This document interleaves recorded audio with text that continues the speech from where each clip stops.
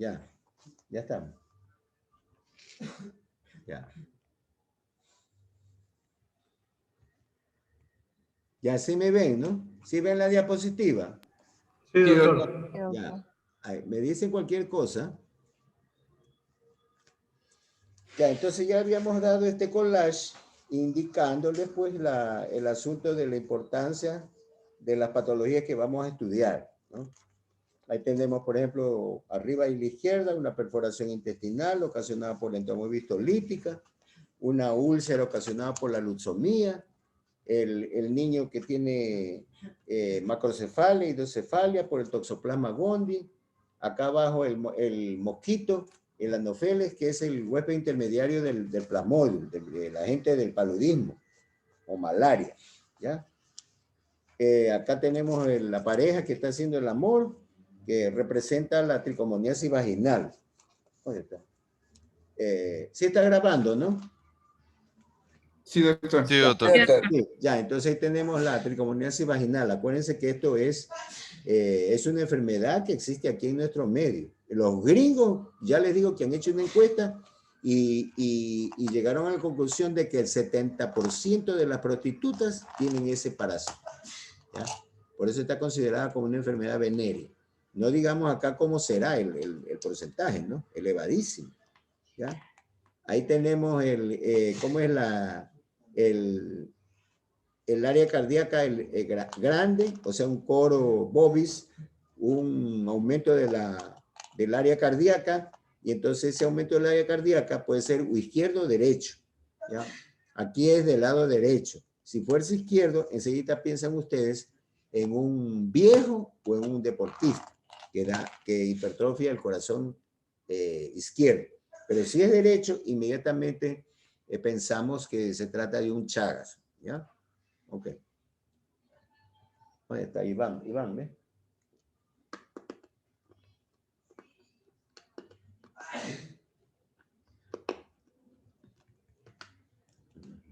Espérame un ratito, que se me fue el ayudante.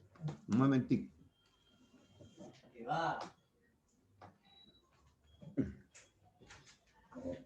No puedo progresar. Ya. Ya. Entonces aquí tenemos la clasificación de los parásitos. Parásitos que son microscópicos y parásitos que son pluricelulares, unicelulares y pluricelulares. Entonces los unicelulares que vamos nosotros a estudiar, los unicelulares, o sea, los microscópicos. Entonces en ese grupo de los microscópicos tenemos los mastigóforos. Esos mastigóforos son los flagelados, ¿ya? Hay tipos Giardia lamblia, trypanosoma, perdón, Giardia lamblia, son de flagelados intestinales, Giardia lamblia, tricomona, hay unos flagelados de sangre y tejidos, como por ejemplo la leishmania, el trypanosoma cruzi, ¿ya? Acá tenemos los sarcodinos, que son las amebas, los rizópodos, entomoeba coli, entomoeba histolítica, ¿cómo es este? Y un poco de amebas que ya vamos a ver enseguida. Ahí tenemos los ciliados, el Balantidium coli, y los coccidios, que era la antigua denominación, que ahora se llama apicomplexa, ¿ya? Los parásitos que son pluricelulares, o sea, los grandes, los macroscópicos, tenemos, esos son llamados gusanos. Entonces, gusanos cilíndricos al corte redondeados son los nematelmintos. Y gusanos aplanados son los platelmintos. ¿Ve? Plano, platelmintos. Los gusanos planos, pero en forma de cinta, son los cestodes. Gusanos planos en forma de hoja de árbol, los trematodes. Los nematelmintos tienen dimorfismo sexual, o sea, hay macho y hembra. Y en cambio los platelmintos son seres, son especies, son parásitos con hermafroditas, o sea, tienen órganos sexuales masculinos y femeninos. Acá en los trematodes hay una excepción que es el cistosoma. El cistosoma tiene dimorfismo sexual, hay macho y hembra. Por eso es que le mandé yo en la búsqueda del deber de parásitos macroscópicos, el macho que está con el canal ginecóforo y ahí hace el acto sexual con la hembra, ¿ya? Acá tenemos ya incorporado el término apicomplexa para los coccidios, que comprende el Plasmodium vivax y el toxoplasma, ¿ya? Ahí tenemos las características que ya las vimos, los parásitos, los protozoarios, o sea, los unicelulares, son microscópicos, toditos. 70% están localizados tienen localización intestinal y 30% extraintestinal. ¿Ya? Todos son unicelulares, todos son heterótrofos, o sea, no pueden sintetizar sustancias orgánicas a partir de inorgánicas. Esos dependen, entonces, son dependientes de los seres autótrofos, los heterótrofos. Tienen membrana celular y tienen unas estructuras especializadas para diferentes funciones de estos protozoarios, ¿no? A ver, joven, ¿cómo se llama? Gerardo. Lester Gerardo, póngase como es el día, así como modelo ahí. Yo sé que usted tiene buena presencia, todo eso, pero acá no va a modelar, pues así. Se pone así. ¿Ya? Disculpe, doctor, no, es que me estaba Sí, Disculpe. no es así, pues criatura, compórtate. Es como que si yo me pusiera en ciertas poses que no son correctas, pues, man. Ya, me metiera el dedo en la nariz, me metiera el dedo en la boca, ¿no? Me hurgara la nariz, pues no, pues hijo mío, tiene que saberse comportar, ¿no?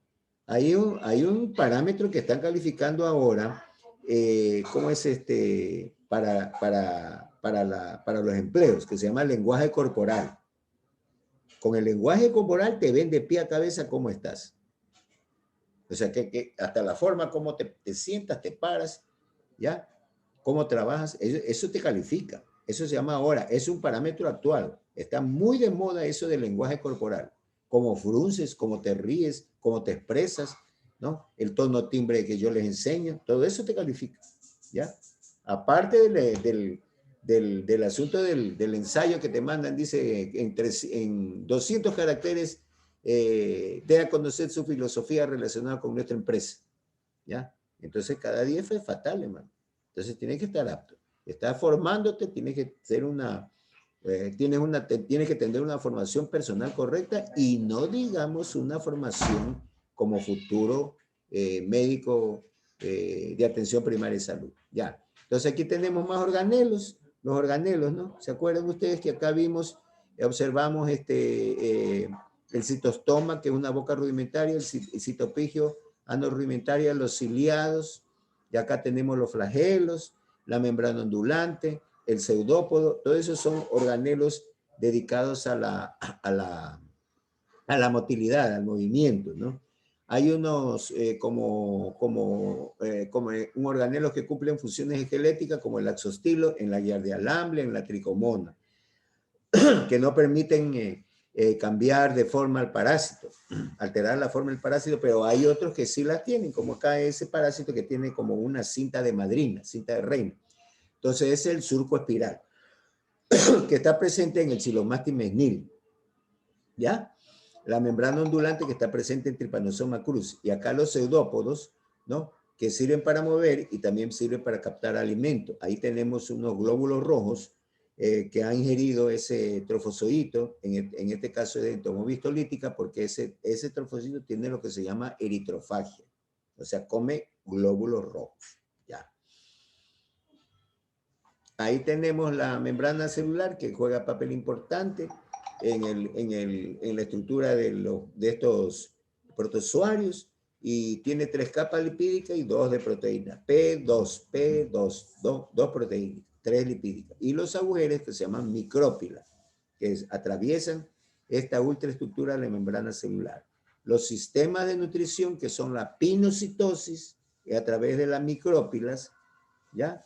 Esos agujeros que están como cribas entre las que 3 capas lipídicas y 2 capas proteínicas. A través de esos agujeros se produce una succión que se llama pinocitosis.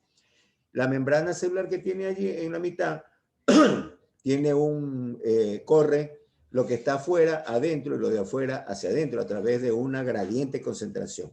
Esa alimentación por gradiente, el paso del líquido sobre todo, a través de la membrana celular se llama transporte activo. Ya. La incorporación de alimentos a través del citostoma que está acá, entonces una boca rudimentaria abre y cierra y capta el alimento, es una alimentación por citostoma.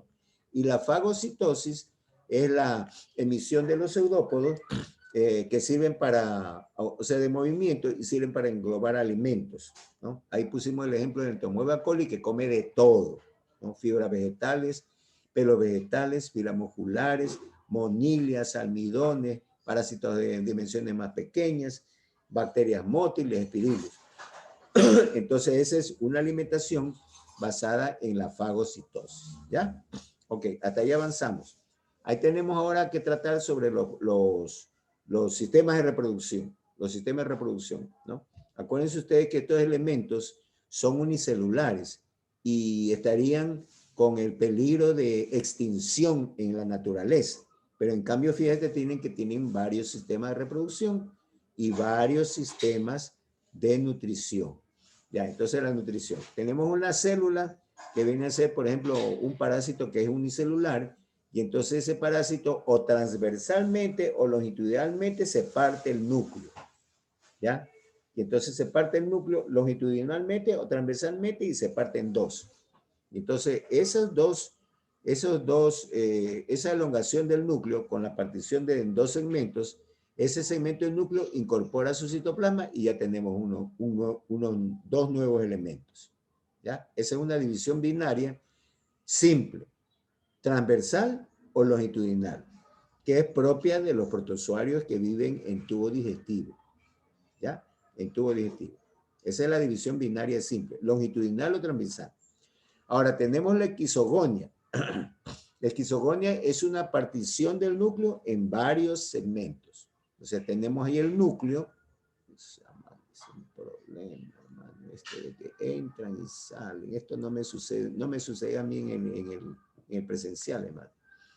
Ya tenemos aquí la célula, como el organismo unicelular con el citoplasma y su núcleo. El núcleo se va a partir en varias partecitas, ya, por ejemplo, ahí están 6 partecitas, y entonces es una partición múltiple, ya, de tal suerte que cada pedacito del núcleo en él se va a formar alrededor del citoplasma, que al final se independiza, y de un elemento salen como 6, 8, 10, 12 elementos. Esa es la esquizogonia. La esquizogonia es un tipo de reproducción que es exclusiva del plasmodio, ¿no? Del plasmodio. Ahí vamos a encontrar la esquizogonia. Un núcleo que se parte en forma múltiple y entonces cada partecita coge su citoplasma y luego se independiza, ¿no? Forma un nuevo elemento. ¿Ya? Esa es la esquizogonia que ocurre en el plasmodio, ¿ya?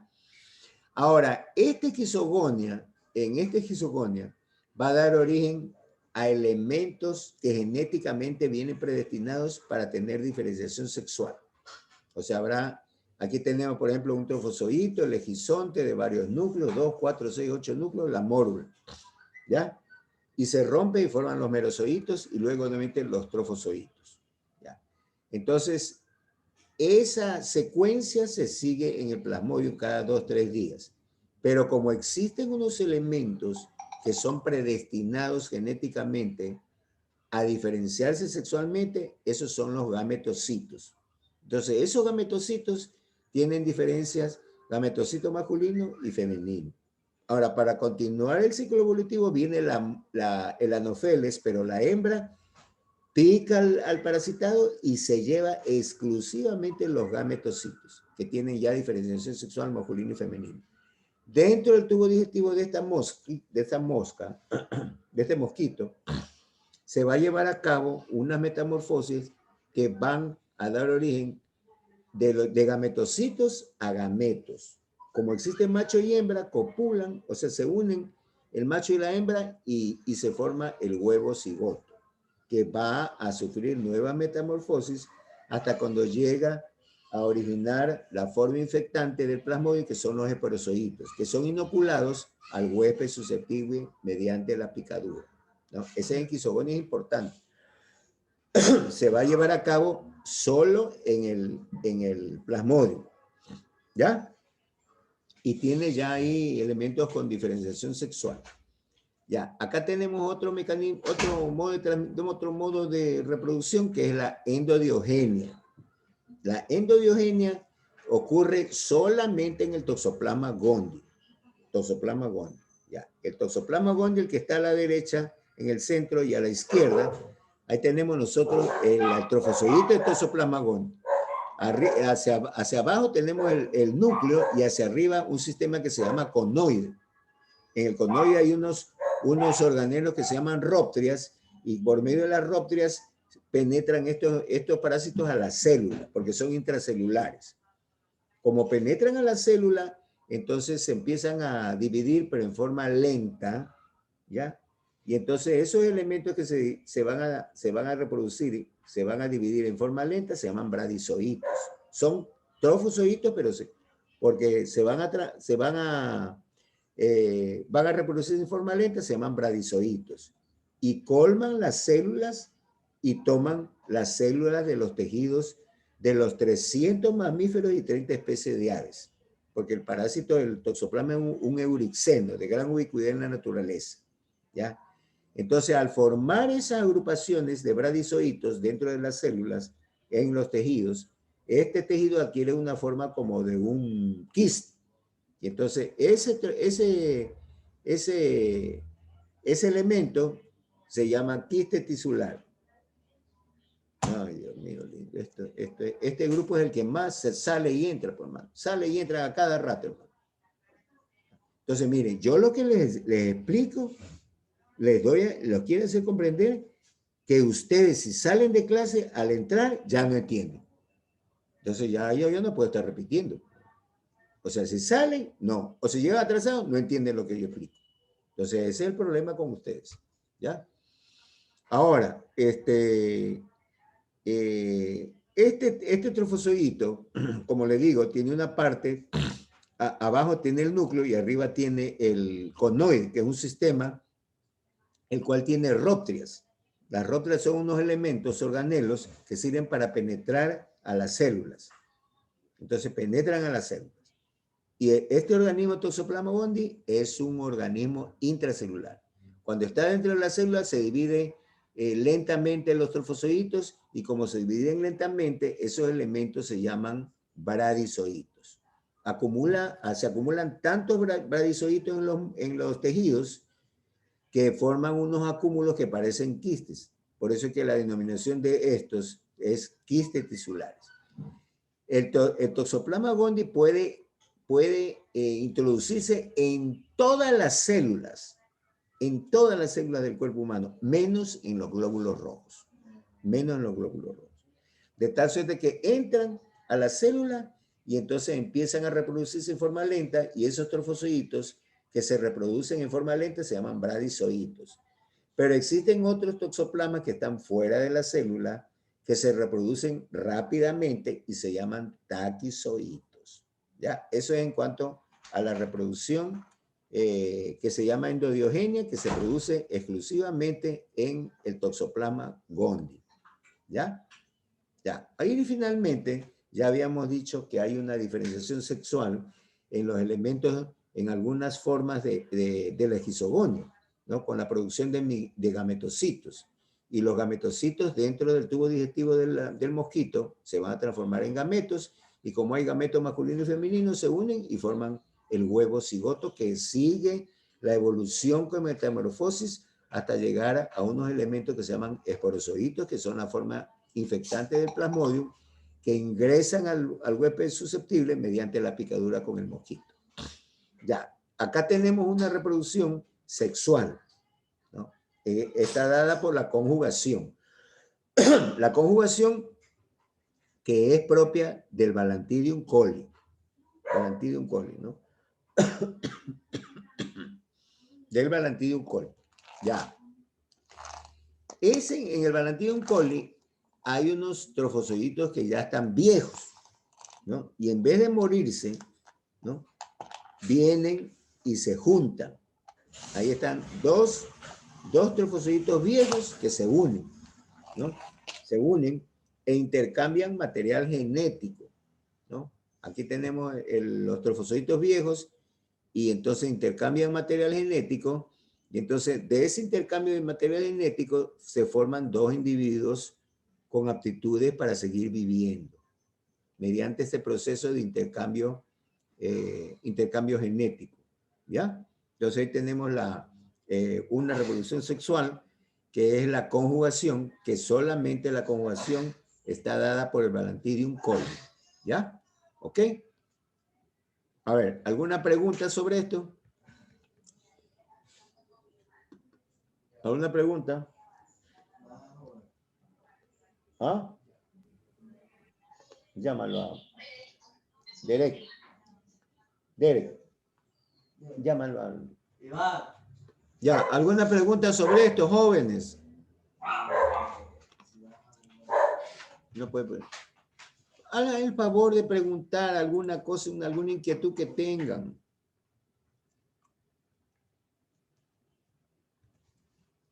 ¿Qué fue? Disculpe, doctor.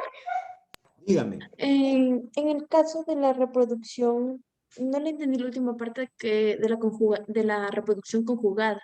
Ya, la Usted reproducción mencionó, ¿no? de conjugación son dos, eso se efectúa solamente en el Ballantirium coli. Ya, entonces en el Ballantirium coli hay unos trofocitos que son ya viejos, o sea, que han cumplido su longevidad. Entonces, en vez de morirse, ellos se juntan e intercambian material genético. Y entonces, mediante ese intercambio de material genético, surgen dos elementos que van a seguir con vida. ¿Ya? Esa es la conjugación. ¿Ya? Sí, doctor.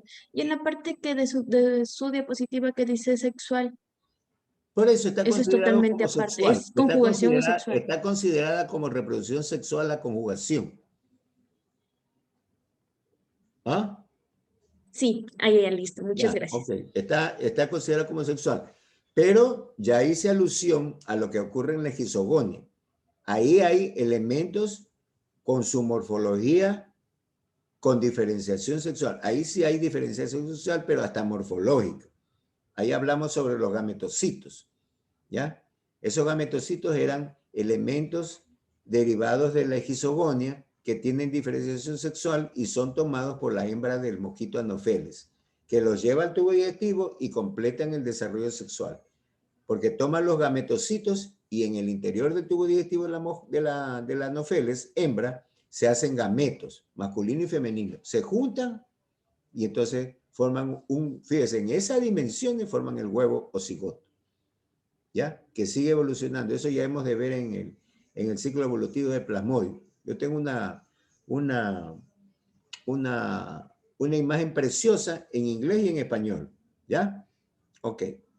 Ya ahí entramos al capítulo de la mebiasis, ¿no? La mebiasis. Ahí están dos criaturas que están tomando agua y entonces el agua es el mecanismo por el cual la mebiasis va a contaminar a los seres humanos, ¿no? Porque el agua, agua pura y fresca, bien, ¿cómo es? Cocinada, ¿no? Hervida a 100 grados no sucede nada, pero un agua que está contaminada con materias fecales, un jugo natural contaminado con materias fecales, un come-bebe natural y mezclado con materias fecales, un individuo que expende jugos naturales o vende ensalada de fruta que está contaminado con materias fecales, una tubería de agua potable que está al lado de una tubería de aguas hervidas, entre otras cosas. La mosca puede estar revoloteándose en una materia, en un materia fecal y luego después posarse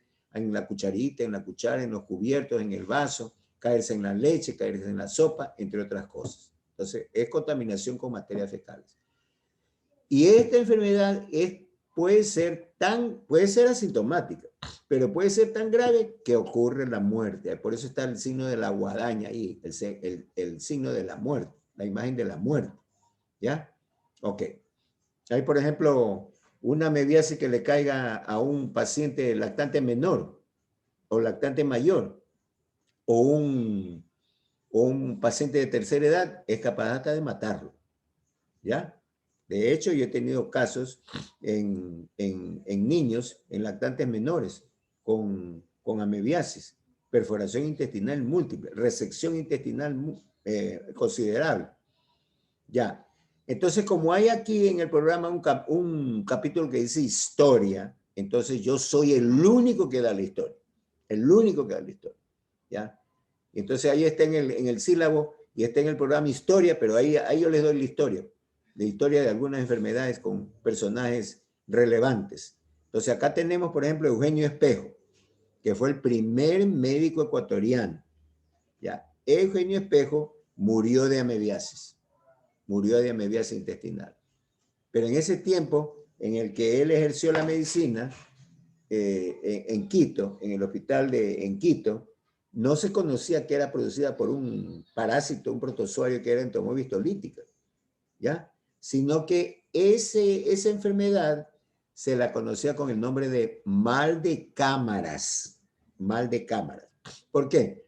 Porque esa gente que estaba con amebiasis era asilada en el hospital y como el cuadro se manifiesta por 10, 20, 30 deposiciones por día, entonces esa gente de la que estaba encamado se iba a un cuartito donde existía el sistema de eliminación discreta, que era un pozo séptico, una letrina, qué sé yo.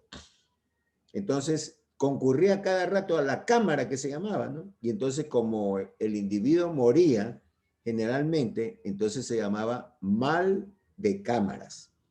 No porque sabían que era por amebiasis, sino que el mal se caracterizaba por dolor abdominal, pujo, tenemo, diarrea profusa, ¿ya? Y entonces, como iban a cada ratito, como quien dice, a botar sus excrementos, a defecar sus excrementos, entonces en la cámara, entonces se llamaba mal de cámaras. ¿Ya? Entonces es un dato histórico que tienen que tenerlo. Fíjese usted, hasta esta hora están que molestan, hermano, y sigue la cuestión de la entrada y salida, ¿ya? Eso es insoportable. Este grupo está terrible, hermano.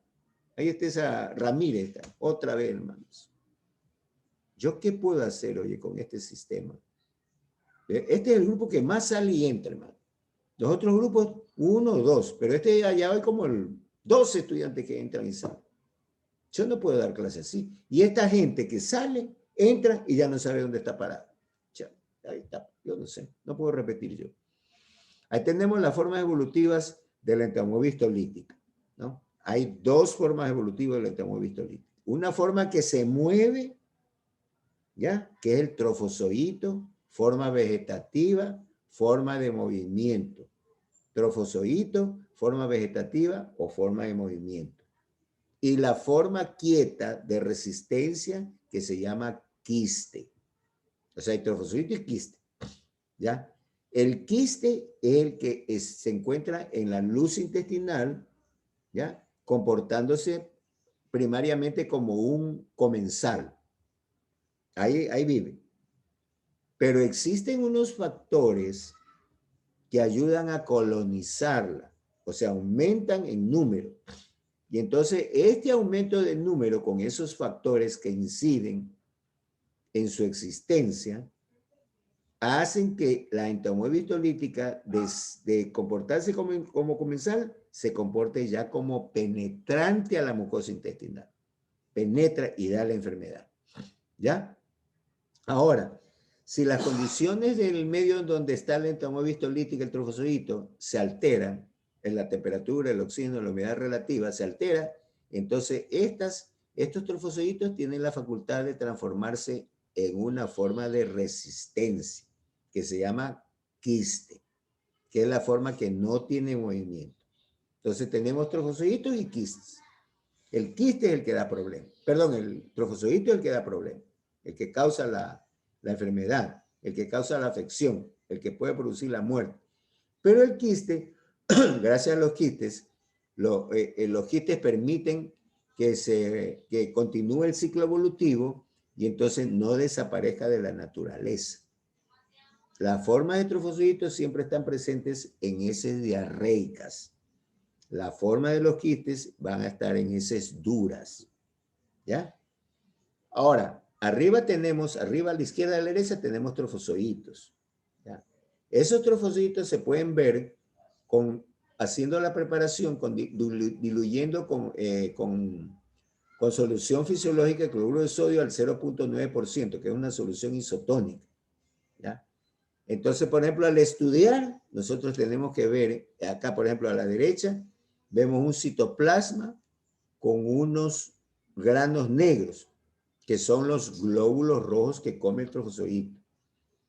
Por eso es que este trofozoito se dice que tiene eritrofagia, ¿ya?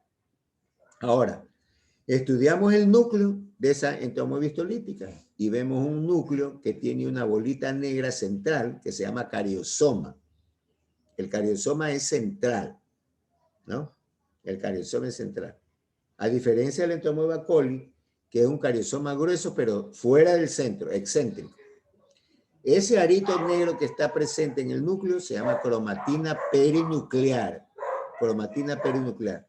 La cromatina perinuclear en entomóeba histolítica, nosotros tenemos que es una cromatina finita y continua, ¿ya?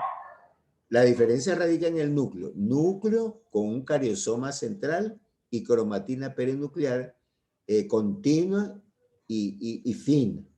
¿Ya? Y aparte de eso, ella come glóbulos rojos.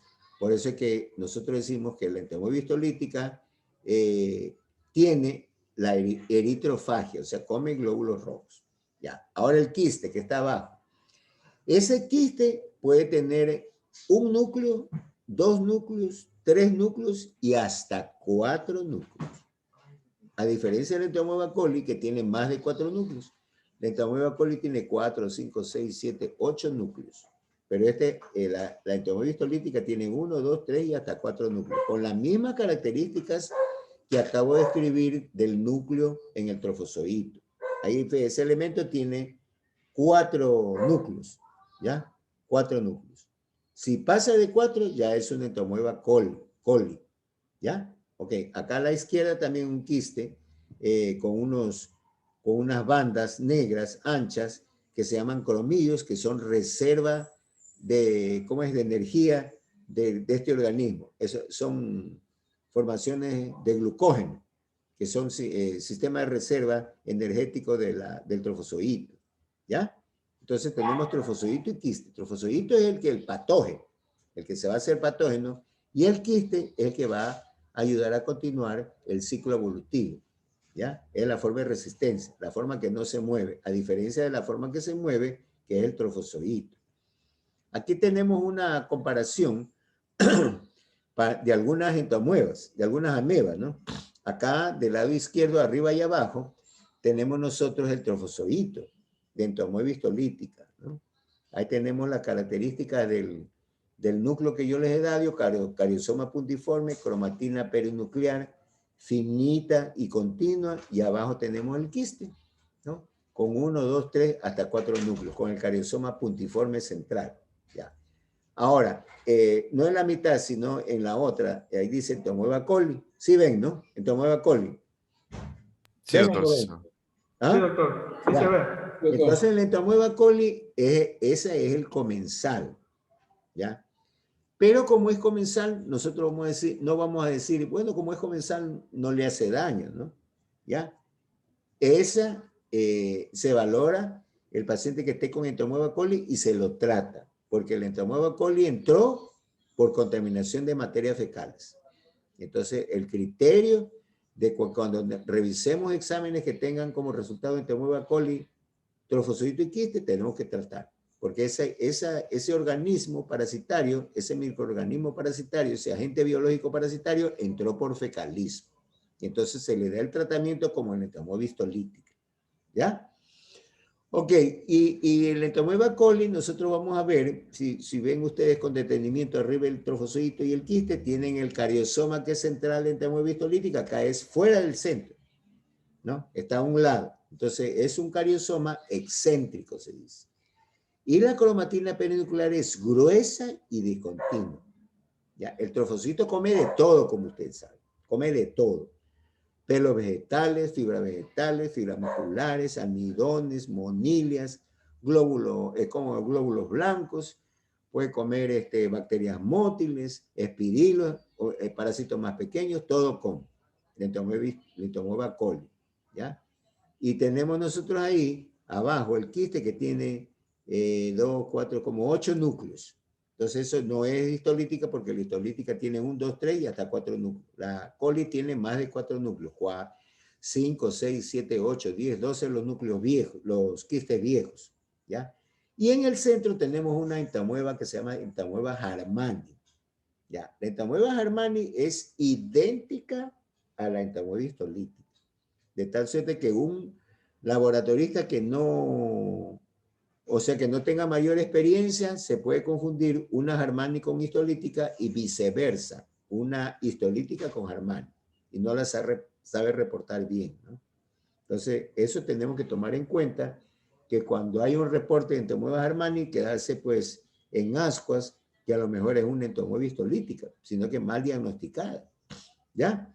De ahí tenemos, acá siguiendo la línea de amebas, tenemos ¿cómo es? Entamueba polecti, esa no existe aquí. La Endolimax nana, esa sí existe. Me la han reportado y entonces me he quedado admirado que cómo la conocen, si generalmente nadie la conoce. Es una entamueba comensal. Endolimax nana, es comensal. ¿Ya? Y aparte de eso, tiene algo que se destaca en la morfología, que tiene el núcleo con un cariosoma grueso, negro, ¿ves? Gruesote que parece un ojo, ¿ya? Entonces esa es la característica de Endolimax nana, que es comensal y tiene un cariosoma grueso, como que si se tratara de un ojo, ¿ya? Ahora tenemos la otra, y esas sí reportan, de vez en cuando se reportan. Entonces la gente que no sabe se queda en ajo y ¿esto qué es? ¿Sí? ¿Y esto qué es? A mí mis colegas me han llamado por celular, por el teléfono, y me dicen, sí, ¿esto qué es la Endolimax nana? Entonces no saben, tienen que saber por cultura general. La otra ameba, pero que asimismo es, no es frecuente, pero sí se la reporta, la Iodamueva bushley. Iodamueva bushley. Esa Iodamueva bushley tiene una característica especial en el quiste. Ahí ustedes ven, donde dice Iodamueva bushley abajo, tiene una como bolita blanca. Esa es una vacuola, que con Lugol se ve roja. Roja. Una bolota roja, que es una vacuola de glucógeno. ¿Ya? Y arriba igual está el trofozoito y tiene la vacuola de glucógeno. ¿Ya? Pero esa es comensal. Y la Dientoamoeba fragilis, que está al costado derecho, esa Dientoamoeba fragilis solamente existe el trofozoito, quiste no hay. ¿Ya? Es comensal, pero está emparentada con el Enterobius vermicularis, ¿no? Algo tiene que ver con el Enterobius vermicularis. Entonces, ese es el panorama de esta diapositiva, que parece confusa, pero ya les he explicado detenidamente para que ustedes tengan esos datos por cultura general. ¿Ya? Ok. Pero la principal es Entomoeba coli histolítica. ¿Ya? Si ustedes hacen una encuesta, ¿cómo es compilando los exámenes de materias fecales? Entonces van a ver que entre los protozoarios, la que más hay es la Entamoeba coli y la Entamoeba histolítica. Y aparte de eso, la Giardia lamblia. Y como Entamoeba coli, histolítica y Giardia son las que más hay. Y de los macroscópicos, o sea, de los metazoarios, los que más hay es el Ascaris lumbricoides y Trichuris trichura, ¿ya? Para que sepan ustedes. Ok. Ahí tenemos la Entamoeba harmani, que se parece a la Entamoeba histolítica. Ahí está el microorganismo y está el hábitat donde se desenvuelve la Entamoeba harmani, que es el mismo de la Entamoeba histolítica. Es el intestino grueso. Intestino, colon ascendente, colon transverso, colon descendente, y ahí está la parte final del colon descendente, ¿no? Este es el ciclo evolutivo de la Entamoeba histolítica, ¿ya? Acuérdense ustedes que hay trofozoito y quiste, ¿no? El trofozoito está en la luz intestinal, el hábitat del intestino grueso. Ahí está el trofozoito en la luz intestinal. Hay factores que le van a hacer con una mayor colonización, y entonces van a hacer que prolifere esta Entamoeba histolítica, y entonces con esa serie de factores que ya se los voy a mencionar, la Entamoeba histolítica, de lo que está como comensal, se hace penetrante a la mucosa intestinal, ¿ya? Ahora, esa está en el colon, en el intestino grueso, ¿ya? esa es la forma que, por los factores que vamos a estudiar, viene y se hace penetrante, invade a la mucosa intestinal y puede producir perforación y peritonitis, ¿ya? Y la forma quística es la forma de resistencia, cuando esta entomoebistolítica trofozoito encuentra el medio adverso, entonces se va a transformar en quiste, ¿ya? De tal suerte que los quistes van a continuar el ciclo evolutivo y el trofozoito es el que va a causar la afección, la mebiasis en sí, ¿no? Ya. Entonces el individuo tiene en el intestino grueso el agente biológico y entonces expulsa mediante la defecación los quistes en la naturaleza. Y entonces tenemos esos quistes con 1, con 2, con 3, con 4 núcleos de entomoebistolítica, ¿no? Ahora, si yo mando un examen de heces a ese paciente que está en estas circunstancias, yo voy a encontrar la forma diagnóstica que son los quistes. Si yo reviso heces líquidas, heces sólidas, en heces líquidas vamos a encontrar generalmente los trofozoitos y en heces sólidas los quistes. Los quistes van a seguir en la naturaleza y entonces se hacen quistes de 1, de 2, de 3, de 4 núcleos, maduran y entonces están los quistes maduros que mediante el fecalismo entran al huésped susceptible. Entonces esos quistes maduros entran al tubo digestivo del huésped susceptible, del huésped sano, atraviesan la boca, el esófago, en el estómago ese quiste va a ablandar su pared quística, y entonces queda como una cuajada, ¿sí? Con 4 núcleos, ¿ya? Entonces esa como forma amorfa del parásito se denomina primer trofozoito metacíclico. Primer trofozoito metacíclico. Como ellos tienen división binaria, rápidamente esos núcleos se dividen y forman un elemento, ¿no? Amorfo que tiene 8 núcleos. Entonces, ese elemento amorfo se llama segundo trofozoito metacíclico, que al final esos 8 núcleos se separan y forman 8 distintos trofozoitos. De tal suerte que de un quiste surgen 8 trofozoitos, ¿ya? 8 trofozoitos, ¿ya? Entonces, esa transformación se hace en intestino grueso, que es el hábitat donde se inicia y termina el ciclo evolutivo. ¿Ok? Ya. Acá está la otra representación de cómo es el ciclo evolutivo. Generalmente es por fecalismo, contaminación por agua, ¿no? Agua contaminada, agua mal hervida, agua que hay gente que toma directamente poniendo la boca en la llave de agua, ¿no? Jugos contaminados, come y bebe contaminado, ¿cómo es manos sucias, después de defecar no se lavan las manos, antes de comer no se lavan las manos. Entonces es la contaminación por medio del fecalismo. Y fuera de eso, intervienen también vectores como la mosca doméstica, acuérdense de los nombres, ¿eh? Musca doméstica y la cucaracha que es la periplaneta americana, ¿ya? También intervienen, ¿ok? Ya, esta es la distribución de la entomoeba histolítica por el mundo, ¿no? Ahí vemos, fíjense, las partes rosadas, tenemos México, tenemos Centroamérica, Suramérica, el África, por supuesto, esa península que es pobre ahí, infeliz, ahí en Asia, que forma, que forma India, Irán, Pakistán, Bangladesh, Sri Lanka, ¿ya? Tenemos aquí los archipiélagos chinos, esos de Tailandia, todas esas cosas, pero no hay amebiasis en Rusia, no hay amebiasis en Europa, no hay amebiasis en Australia, no hay amebiasis en Estados Unidos, en Groenlandia, ni en Canadá, ¿ya? Para que vean ustedes, ¿no? No hay. Pero acá, por supuesto, acá en Sudamérica sí hay, entre estos países Ecuador, ¿ok? Ya. Ese es el hábitat de la entomoeba histolítica, ¿no? Ahí tenemos nosotros que vive en el marco cólico, ¿ya? Pero, como quien dice, se va a reunir como los chicos en el barrio a nivel de las acabaduras. Ahí están acumuladas,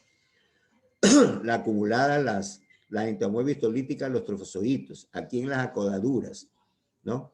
Acá por la zona del apéndice, arriba entre colon ascendente y colon transverso, entre colon transverso y colon descendente, y abajo en la ampolla sigmoides, ¿cómo es? Cerca del ano recto, ¿ya? Entonces, en esos sitios están acumuladas las amebas. Cuando ustedes palpan un abdomen, entonces palpan viendo la cara del paciente y ustedes van a ver que cuando palpan esas acuaduras en un paciente con amebiasis va a haber una respuesta dolorosa.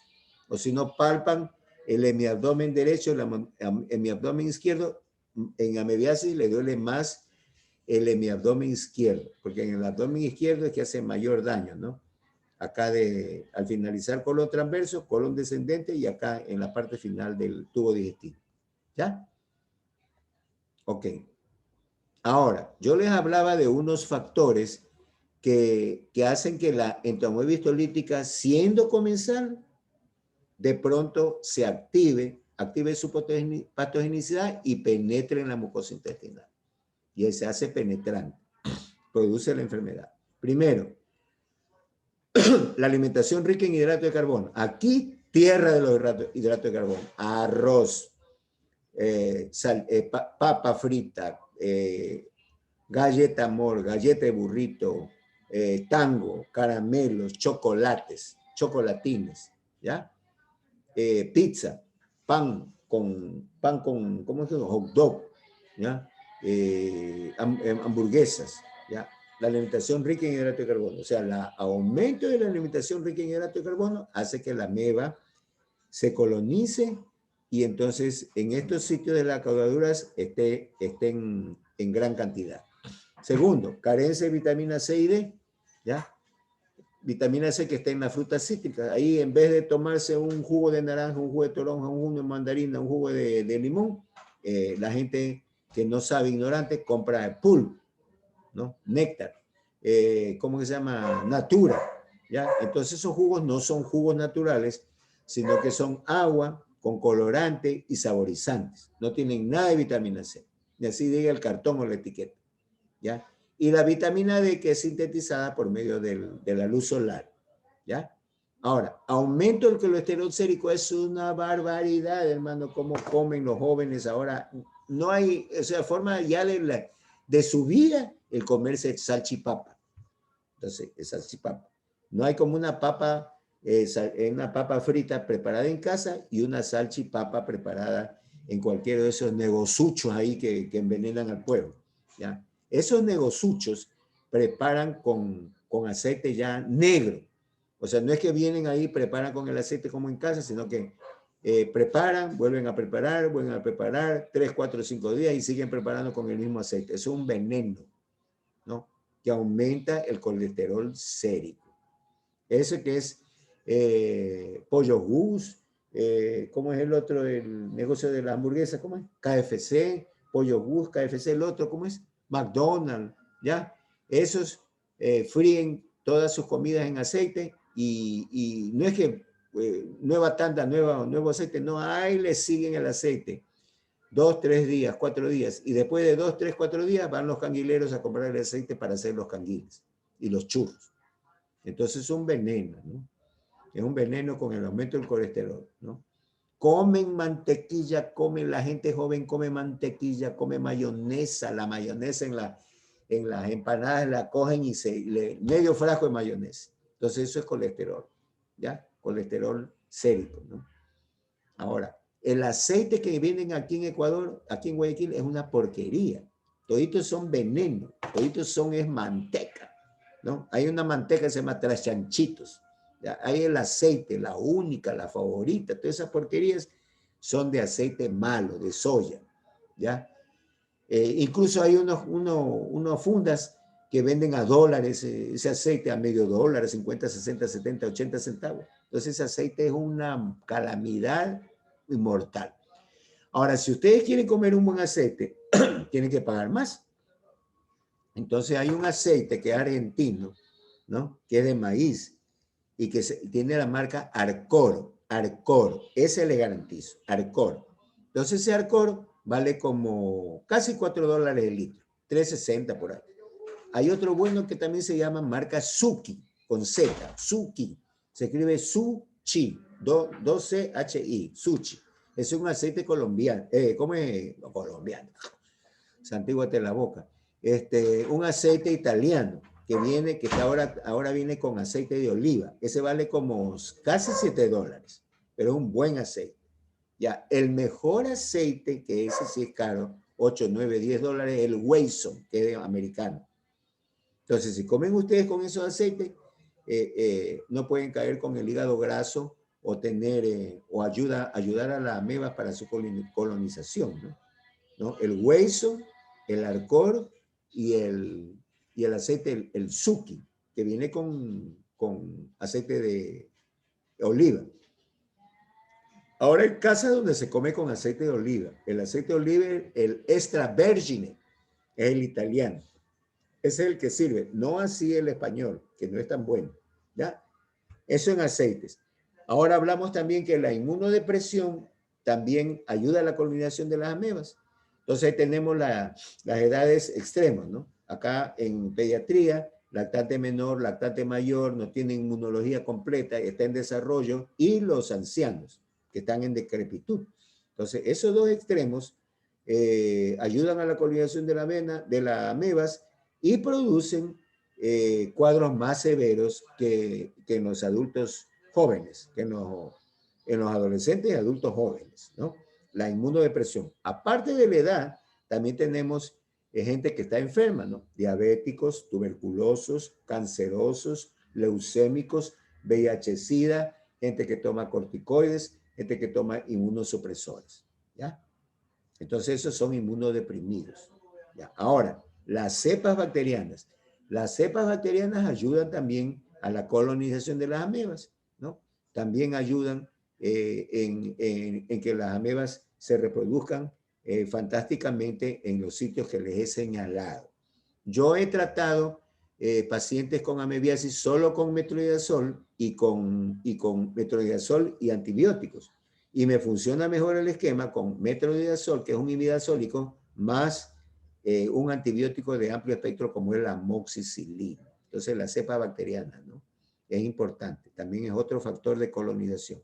El moco intestinal tiene que ser un moco formadito, porque es un moco filante, un moco aguado, entonces no le va a proteger a la mucosa y la vuelve más vulnerable a la acción de la entomoebia histolítica. Y otros factores que ayudan a la colonización es el pH y la PO2 baja. ¿Ya? Ok, ahí tenemos el panorama de cómo la entomoebia histolítica va a tomar la acción dañina, que la veremos el día de mañana, ¿no? ¿Ya alguna pregunta? Si no, para finalizar la clase. Doctor, cuando mencionamos el pH, ¿nos referimos a un pH ácido o Y un al pH pH alcalino? del tubo digestivo, al pH. Ahí investiga el pH, entonces ahí investigas tú. Listo, doctor. Ya. ¿Algo más? Doctor, Dime. disculpe, en este caso, ¿usted qué tipo de agua recomendaría más a tomar? En este caso, ¿la hervida o la del botellón? No, Claro que el agua hervida, hijo. Ahí en casa vienes tú, si vives solo o vives con tu familia, la mamá, la abuelita, cogen el agua y la hierven a 100 grados. Ya, entonces cuando esté hervida, entonces hace la burbujita y unos minutos que te hace con burbujita. Estos sapos de la distribuidora de agua ya hicieron hasta un reportaje que estos infelices cogen las botellas, las llenan ¿cómo es? En una llave de agua de esas de patio, ¿ya? La llenan, para sellar las botellas son artistas esa gente, para sellar las botellas. Entonces las sellan y le hacen creer que es agua pura, agua cielo, un poco de porquería. Eso no vale. Lo mismo esos botellones, hermano, ¿no? Ahí cogen el agua y tú en propiedad la haces hervir y tomas agua hervida. Para eso, para que no, porque tiene un saborcito muy especial, le pones una hojita de menta, ¿ya? Una hojita de laurel, una hojita de menta, unas hojitas de menta, y entonces sabe bien. O una manzanillita, sabe bien. ¿Ya?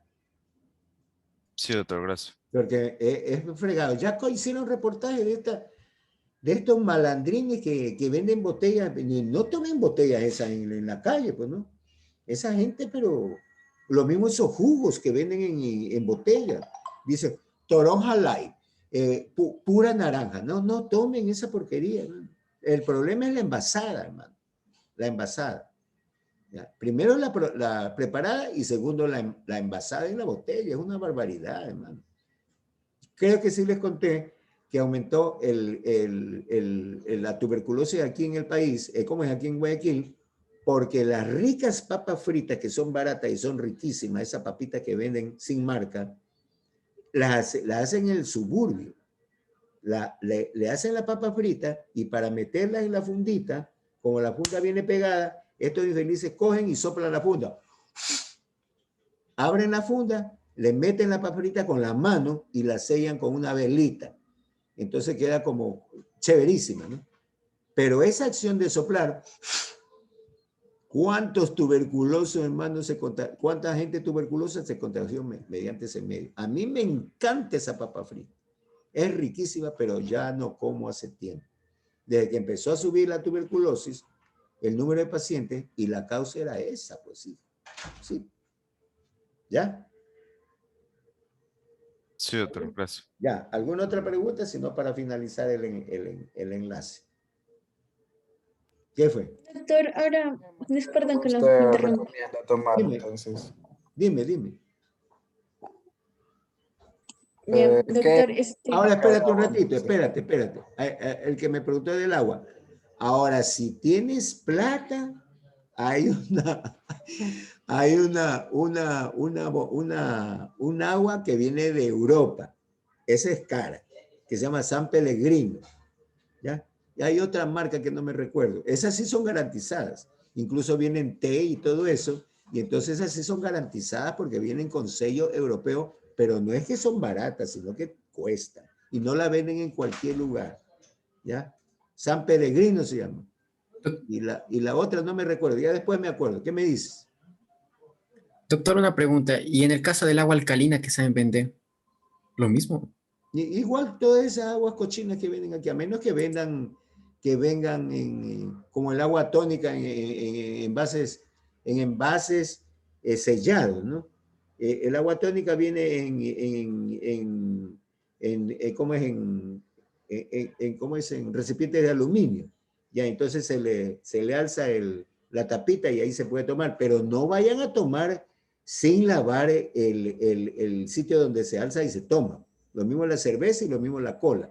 Porque las ratas se mean y entonces el meado de rata tiene leptospira. Y entonces el leptospira es una enfermedad que puede ser hasta mortal, hermano. ¿Ya? Solamente por el asunto de como bacán, cogen la cerveza, destapan y se la llevan a la boca.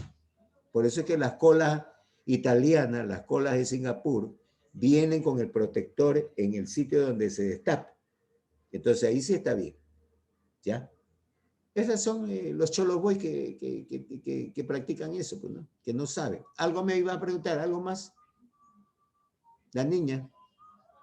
Sí, doctor, que usted estaba mencionando que sobre el agua y uno va a revisar que supuestamente en Guayaquil tenía una de las mejores plantas de saneamiento de agua, bueno, por lo menos, y que el agua potable era una de las mejores. Y aparte de eso, doctor, ¿no funcionan también los filtros de agua que se colocan directamente a las llaves?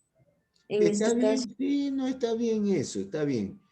Pero como es un poco complicado manejar esos filtros, entonces mejor que cocinen el agua.